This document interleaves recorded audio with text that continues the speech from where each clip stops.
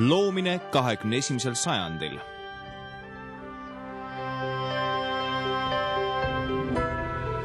Programmi autor on ajalooteaduste ja filosoofia professor Dr. Karl Bo.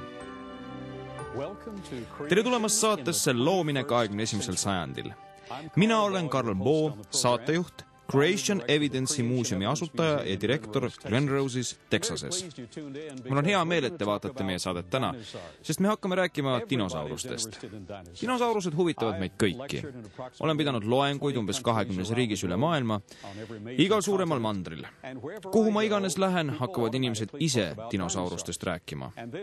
Kui ma ütlen, et tegelen dinosauruste väljakaevamisega, muutuvad kuulajad uudishimulikuks, kuna ma tõepoolest juhin dinosauruste väljakaevamisi. Mul on olnud au olla 2 suure dinosauruse skeleti leidjaks ja väljakaevamiste juhiks. Acrocanthosauruse, see tähendab kõrge selgrooga sisalik, leitud Buloxi jõe äärest, Texasest, Glen Rose'i lähedalt, ja Stegosauruse, mis on suurim tänini leitud stegosaurus. Kuid koos sellega leidsime ka teisi. Allosaurus, veel üks rohusööjaloom. Meil on mõned tohutu suured selgroolülid. Väga suured dinosaurused. Samast paigast oleme välja kaevanud ka mõned väikesed dinosaurused. Ühe hirvesuuruse ja teise koerasuuruse. Dinosaurused on väga põnevad.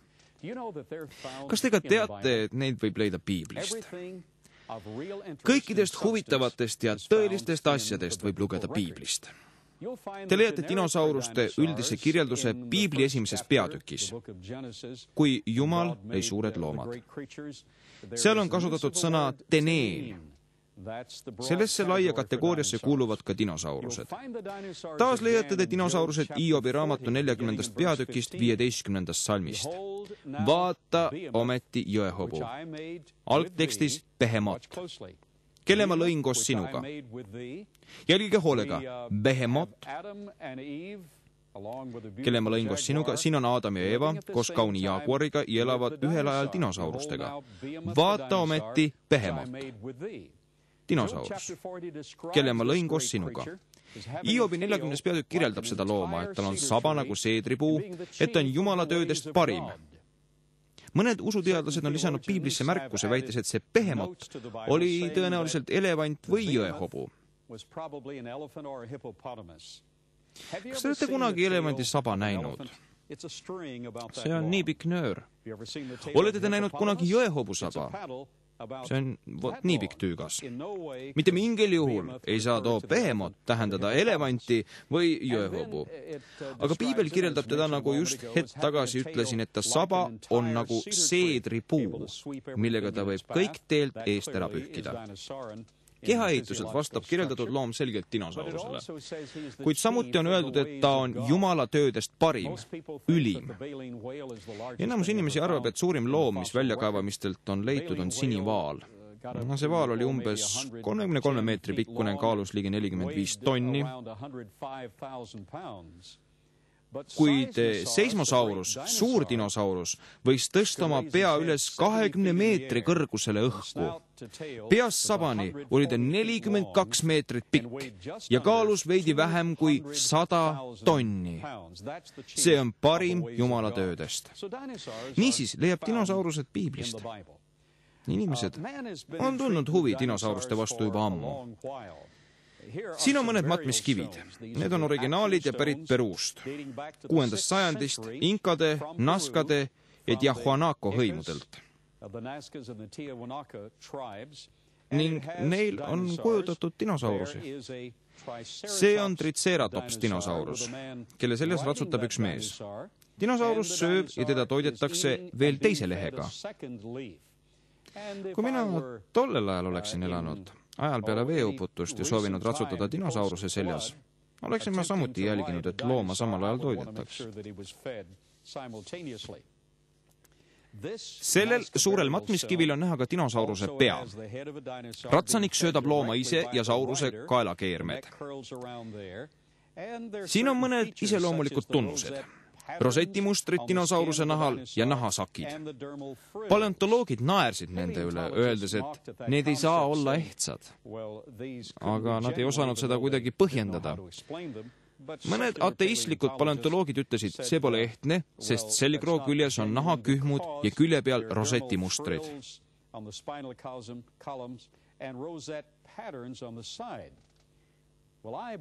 Hästi, võtsin kaasa ühe hindamatu väärtusega eksponaadi meie hoiuruumist. See on pärit Boliiviast.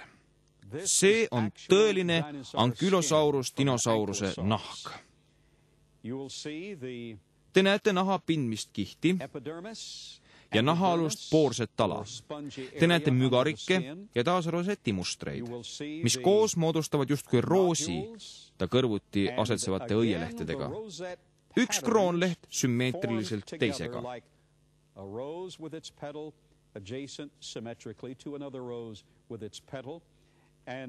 Ja see on ehtne dinosauruse nahk. Väga väärtuslik. Tahan öelda, et dinosaurused ei olnud jõhkrad, metsikud loomad, roomajad kaugest, hämarast minevikust. Dinosaurused olid ainulaadsed ja erilised loomad, kauni välimusega. Hiljuti teatasid paleontoloogid, et Mike Hammer on avastanud ühe väga erilise dinosauruse. Hammer töötas Põhja-Carolina ülikoolis ja juhtis tollal väljakaevamisi Lõuna-Dakotas. Ta leidis umbes lehmasuuruse dinosauruse luud. Ja ta nägi midagi, mille arves olevat südame, kivistunult rinnakorvi sees.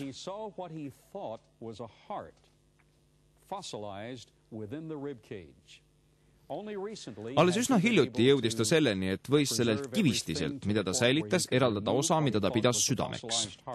Ja ta leidis, et see oli tõesti kivistunud süda. Kuidas aga võis kivistuda süda? Pehme kude. Võib küll vastavates tingimustes, õigemini võis küll sobivates tingimustes. Ühes hilisemas saates näitan teile kivistunud inimese sõrme, mis leiti lubjakivi kihtide vahelt Glen Rose'i lähedalt Texasest. Inimsõrm, mis muide leiti samas kivimikihist dinosauruse jäänustega. Glen Rose'is, Texases või Somerville'i maakond on kogu maailmas tuntud oma usikese fossiilide tõttu. See on võimalik tänu väga peenele, sõmerale settekihile. Nii et kui ussid võivad vastavates tingimustes kivistuda, kui inimsõrm võib kivistuda soodsate tingimuste korral, on võimalik, et kivistuda saab ka dinosauruse süda. Mõned füsioloogid oletavad, et need on bakterid, mis kasutasid ja kontsentreerisid rauda südame hävimisel, mis võimaldas sellel säilida taolise rauasarnase kivistunud dinosauruse südamena.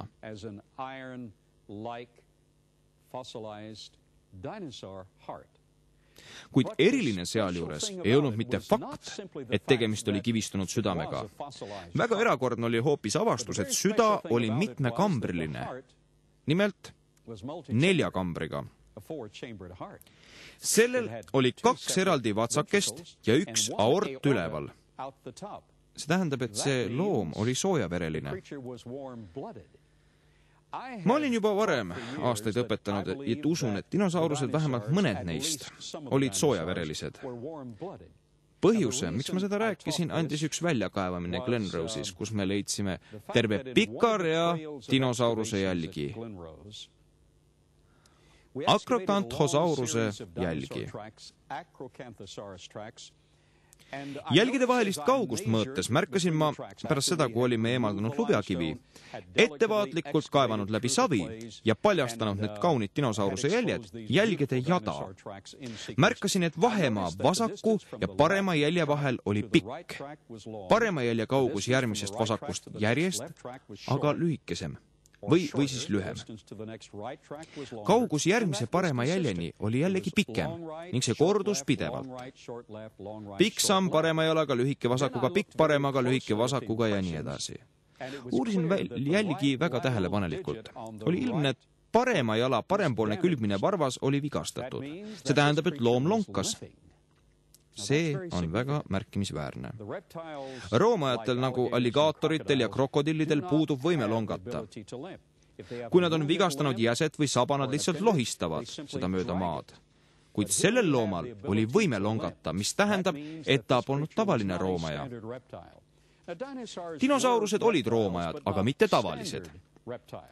Sõna behemot ja behemoti kirjeldus Hiobi 40. peatüki 15. salmist tähendab dinosaurust. Sõna behemot tähendab heebrea keeles suurt, valitsevat, härjasarnast olevust. Mitte härga, vaid härjasarnast looma. Roomajat, kuid härjasarnast. Ja nüüd on leitud tõend, mis näitab, et vähemalt mõned dinosaurustest olid soojaverelised, kellel oli 4-kambriline süda, üks aort hapniku paremaks edasikandmiseks läbi kopsude ja hapniku kiireks transpordiks läbi vereringe. Niisiis pole ime, et teda kutsutakse härjataoliseks loomaks. Soojavereline nagu imetaja, aga ometi väga eriline osa loodusest. Mitmed põlvkonnad on kasutanud dinosaurusi illustreerimaks evolutsiooniteooriat. Evolutsioonimudel käsitleb universumi arengut alates suurest paugust, udupilve hüpoteesist, meie päikesesüsteemi tekkeni, Orioni harus, linnutee galaktikas. Evolutsioonilise maailmavaate kohaselt järgneb sellele elusorganismide areng ja umbes 228 miljonit aastat tagasi esimeste dinosauruste teke. Viimaste dinosauruste väljasuremine umbes 60 miljonit aastat tagasi ja siis esimeste suurte imetajate teke. Ja dinosaurused, keda tavaliselt kirjeldatakse üpris metsikute loomadena, kasutatakse eksootiliste näidetena evolutsiooniteoorias. Kuid evolutsiooniteooria ei suuda anda dinosauruste olemasolule piisavalt selgitust. Võtkem näiteks tuntud T-Rexi, Tyrannosaurus Rexi. T-Rex on üks mu lemmik dinosaurusi. Ma arvan, et mu lemmikutest on esikohal tõenäoliselt Stegosaurus, teisel kohal Pterodactylos, dinosauruste sugulane lendav roomaja. Ja kusagil pärast neid tuleb mu lemmik T-Rex.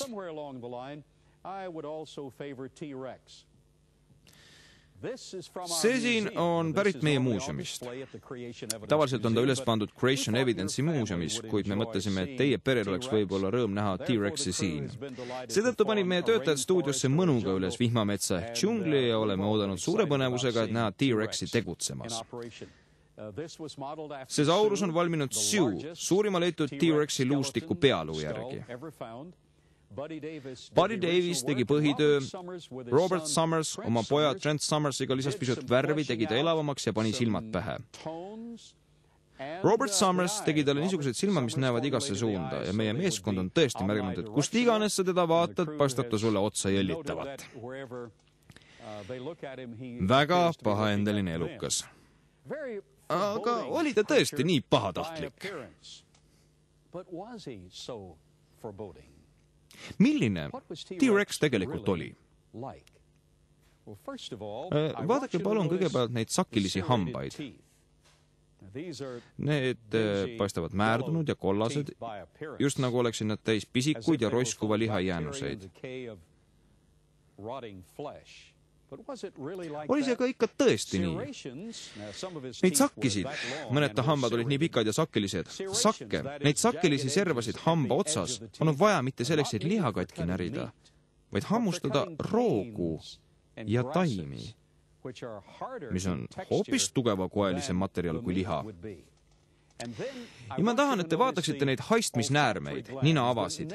Need on suurimad looduses. Nad võtavad enda alla suure pinna ja nad on tundlikumad kui ühegi teise elusolendi nina.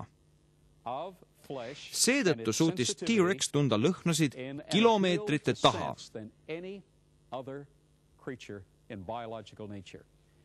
See näitab, et loom oli raipesööja. Mitte röövloom, vaid raipesööja.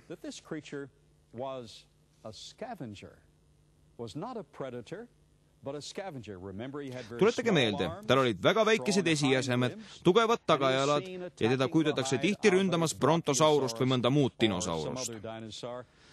Kuid selle asemel näitavad ta füüsilised omadused, et ta oli raipesööja loom ja tal oli tavaks süüa taimset toitu. Selgitab tõsiasi, et T-Rexi skeleti hammastelt leiti klorofülli. Dinosaurused on väga erilised elukad. Muuseas, te vaatate saadet, mis on saanud võimalikuks tänu Paul ja John Crouchile ja TBN-ile. Oleks suurepärane, kui te kirjutaksite neile mõne rea ja ütleksite, et teile meeldivad need saated. Kirjutage. Mulle meeldib see info, mida ma siit kuulen. Minu pere hindab neid ja ma tunnen teadlasi ja pastoreid, kellele meeldivad need saated. Need on piiblikesksed ja samas teaduslikult täpsed. Kirjutage Loomine 21. sajandil. Postkast 2452, Tallinn 13602. Kordan, Loomine 21. sajandil, postkast 2452, Tallinn 13602. Öelge, kas teile meeldivad need saated. Ja nüüd taas T-Rexi juurde. Kui te vaatate T-Rexi, siis te näete, et ta rindmik on üsna väike võrreldes ta keha alumise osa ja tagajalgadega. Ta esijäsemed on üpris väikesed. Kui te uurite teiste dinosauruste anatoomiat, siis kõigil peale dinosauruste lendavate sugulaste, pterodaktüüloste, leiate neil kõigil, välja arvatud pterodaktüülostel, oli väike rinnaõõs. Seega ka väike rinnakorv ja väike kopsumaht. See tähendab, et kuigi evolutsionistid kasutavad dinosaurusi, et illustreerida evolutsiooniteooriat, ei suuda see teooria selgitada dinosauruste olemasolu. Selleks, et dinosaurused nii arvukalt paljuneda said, nagu näitavad leitud fossiilijäljendid, pidi õhurõhk olema suurem ja hapnik kergelt küllastunud. Täpselt seda me näeme loomismudelis.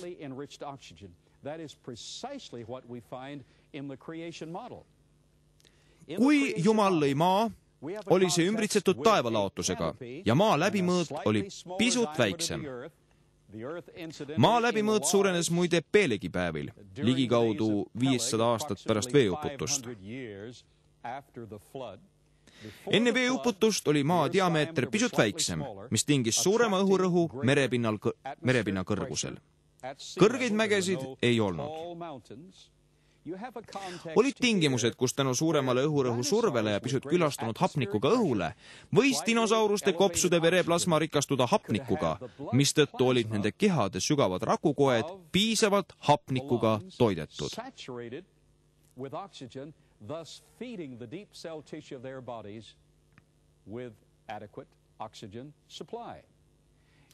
Kui suur T-Rex astuks täna tegevusse, sureks ta aeglaselt. Ma räägin seda tõsiselt, sest ta keha sügavad rakukoed kannataksid hapnikupuuduse käes. Tal oleks hapnikunälg, mistõttu tal tekiks tohutult raskusi. Evolutsiooniteooria abil ei suudeta seda selgitada ega pühendada sellele ka tähelepanu, kuid loomisteooria teeb seda. Loomisteooria kohaselt on kõik omavahel tasakaalus. Siin on suur pikakaelaline dinosaurus, teile, lapsed. Üks Pleurequelvelse sarnane pikakaelaline dinosaurus või seismosaurus. Ja siin on suured imetajad ja inimene, kes loodi valitsema kõigi nende üle looja enda käsul.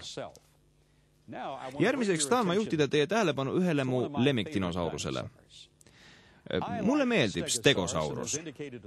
Ja nagu ma selle saate alguses mainisin, on mul olnud au olla suurima tänini leitud stegosauruse avastajaks. Ma tahan teile sellest loomast pisut rääkida. Muuseas, selle leidmisele juhtisid mind väike 11-aastane tüdruk ja ta vanaema. Tüdruk oli leidnud mõned dinosauruse luutükid lähedal asuvast nõost ja ta oli nende üle tohutult rõõmus. Kuid mina rõõmustasin veelgi rohkem, kui leidsin kõrval asuvast savikaljust, järsust kaldast, pisitillukese luu, umbes mu väikese sõrme laiuse ja sentimeetri pikkuse, mis, kui ma seda pintsli ja pulga abil välja hakkasime kaevama, osutus järjest suuremaks. Ja kui ma hiljem seal kaljusjärvas kaevamist jätkasin, hakkas paistma ka teisi luid. Got longer and longer, and then other bones began to show up as I excavated into the side of the cliff, and the little girl helped me excavate there and got real excited because of the discovery of a dinosaur. See väike tüdruk aitas mul kaevata, ta oli dinosauruse leidmisest tõelises vaimustuses. See osutuski selleks suureks tegosauruseks. Ta oli seal kõrvuti teiste dinosaurustega. Dinosaurused aitasid luua suurepärast tasakaalu algses looduses. Kas mäletate, et olen rääkinud neis saadetes, et enne veeuputust oli kõik suurem? Ühes saates ütlesin ma, et Magonoropsisel iidsel kiilil, kui kiili tiibade siirulatus on tänapäeval 10 sentimeetrit, siis selle kiilil olid tiivad, mille siirulatus võis olla üle 1,5 meetri. Täiesti uskumatu. Või vähemalt 1,25 sentimeetrit. See tähendab seda, et ta oli suur tegelane. Kõik oli suurem, kaasa arvatud taimed. Nüüd aga taas stegosauruste ja teiste dinosauruste juurde. Tänapäeval on samblalaadseid sõnajalgtaimi, mis võivad kasvada umbes 45 sentimeetri pikkuseks, kuid fossiilijäljendeis võib sama taime näha 40 meetrisena. 45 sentimeetrit täna, 40 meetrine enne veeuputust. Nendes tingimustes kasvas kõige lopsakamalt tänu küllastunud süsihappegaasile, küllastunud hapnikule, suuremale elektromagnetenergiale, kõrgemale õhurõhule ja ultraviolettkiirte filtratsioonile atmosfääris. Te peaksite vaatama kõiki neid saateid, et aru saada, kuidas see kõik omavahel kokku sobis. Kõik need tingimused koos loovad keskkonna, mis kutsub esile tohutuid hiiglaslikke mõõtmeid elusorganismides. Üks mittekristlik ajakiri avaldas hiljuti artikli, mis näitas, et on leitud fossiile 100-jalgsetest, mis on sama pikad kui inimese jalg. Jällegi äärmiselt suured elukad. Ka taimed olid suured. Puuviljad olid suured ja neid oli külluslikult. Loomad alates stegosauruse suguvõsast olid suurepärane looming. Samuti sobisid tollasesse maailma kõik teised saurused. Näiteks pikakaelalised saurused ja seismosaurused, kes võisid oma pead tõsta 21 meetri kõrgusele ning sirutades end tagajalgadele tõusta veel 6 meetrit ülespoole, et uurida, mida aga tahtsid.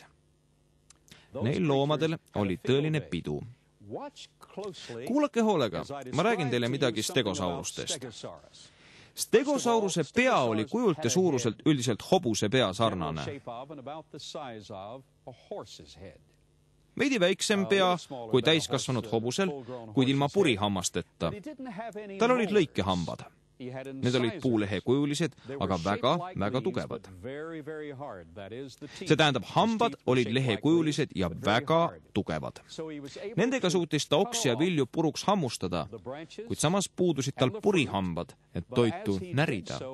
Ta lihtsalt neelas selle alla, umbes nii nagu lapsed tänapäeval pitsat söövad. Ma ei usu, et nad seda üldse närivad. Ma arvan, et nad lihtsalt hingavad selle endale sisse. Maitsev värk, muide. Ja too elukas lõikas hammastega puult valmivaid vilju ja neelas alla. Ta ei saanud närida, tal polnud purihambaid. See tähendab, et kui ta selle oma suurde kõhuvaati ahmis, oli see närimata ja süljega läbi segamata. Terve. Niisiis, toit selles suures kõhus lihtsalt kääris. Aga see oli äärmiselt tähtis. Sellel kõigel oli oma otstarve. Oleksin võinud selle saate nimeks panna dinosauruste loomisplaan.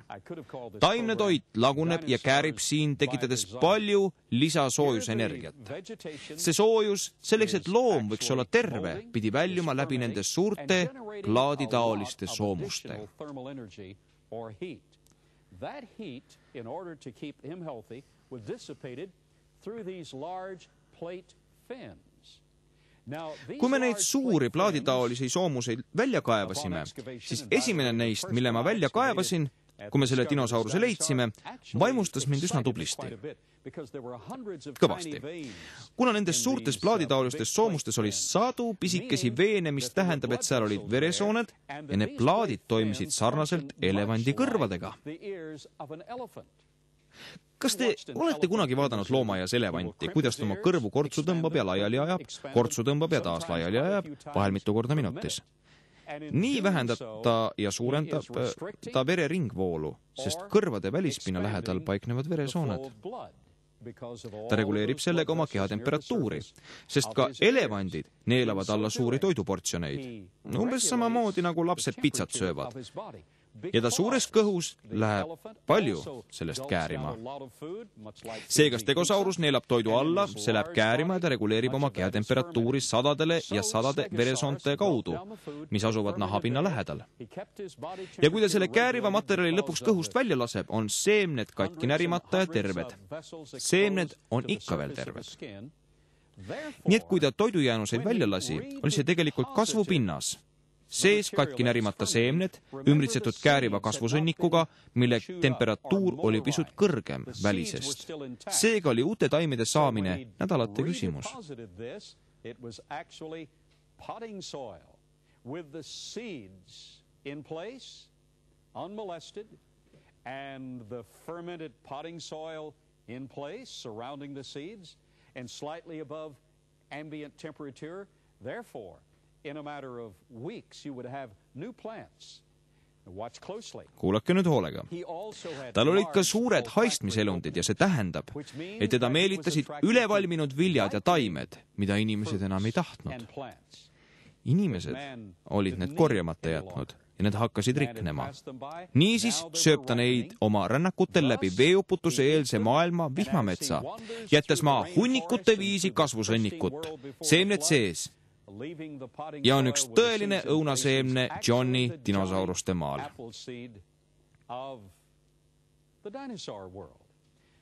Ilmalikud paleontoloogid on arvanud, et need 4 suurt oga stegosauruse saba otsas olid selleks, et kaitsta teda T-Rexi eest. Tegelikult polnud tal end tollastes tingimustes vaja T-Rexi vastu kaitsta. Ogasid võis ta kasutada võsamurdjatena, et pääseda sügavamale tihedasse vihmametsa, et koguda vilju, mida ta vajas. Kui teile meeldib see, mida te tänases saates kuulsite, see, et dinosaurused sobisid suurepäraselt esialgse loodusega, võite kirjutada Live TV-le postkast 24552 Tallinn 13602 Eesti. Loomine 21. sajandil. Postkast 24552 Tallinn 13602 Eesti. Kirjutage, et teile meeldivad need saated. Ma usun, et olete saanud teada palju uut loomisteooriast ja ka seda, et Jumal lõi dinosaurused, kuna talle meeldisid sellised loomad. Palun toetage ka saate esitamist annetustega Live TV telekanalil. Saade on dubleeritud Live TV poolt 2003. aastal.